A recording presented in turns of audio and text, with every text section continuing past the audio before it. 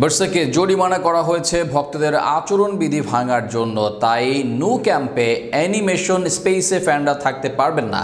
জরিমানার অর্থ দিলেই আবারও দর্শকরা গ্যালারির বিশেষ এই জায়গায় ফিরতে পারবেন। তবে বার্সা ভক্তদের করা অপরাধের মাসুল হিসেবে টাকা গুনতে রাজি নয় ক্লাবটি।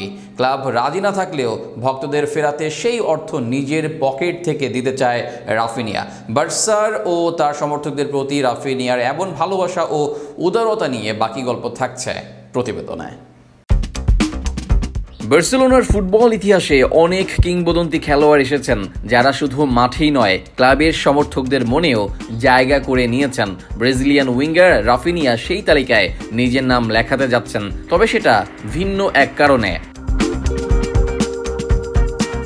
স্প্যানিশ সংবাদ মাধ্যম রেলেভো জানিয়েছে, রাফিনিয়া ব্যক্তিগতভাবে বার্সেলোনা প্রেসিডেন্ট হুয়ান লাপোর্তাকে প্রস্তাব দিয়েছেন তিনি নিজের ব্যক্তিগত অর্থ থেকে 21,000 ইউরো জরিমানা পরিশোধ করবেন।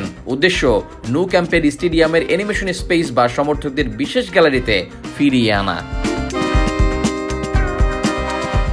বার্সার এই বিশেষ গ্যালারি নিষিদ্ধ হয়েছিল কিছু নিয়ম লঙ্ঘনের কারণে। ক্লাবকে করা হয় 21,000 ইউরো জরিমানা। তবে এই গ্যালারি বন্ধ হওয়ায় স্টেডিয়ামের আবহ অনেকটাই ফিকে হয়ে যায়। বিষয়টি মেনে নিতে পারেননি রাফিনিয়া। ফুটবল কেবল 11 জন খেলোয়াড়ের খেলা নয়, বরং এটি সমর্থকদের আবেগ, চিৎকার, উল্লাস ও ভালোবাসার সঙ্গে মিশে থাকা এক আবেগীয় সম্পর্ক।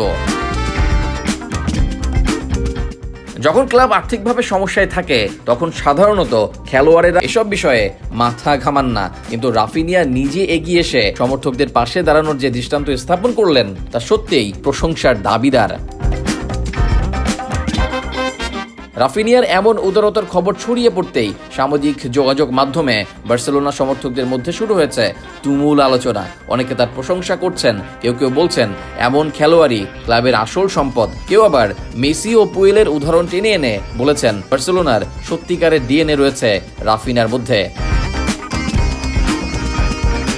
মাঠের পারফরমেন্সের বাইরেও যে ফুটবলাররা সমর্থকদের জন্য ভাবে তারাই ক্লাবের ইতিহাসে স্মরণীয় হয়ে থাকেন।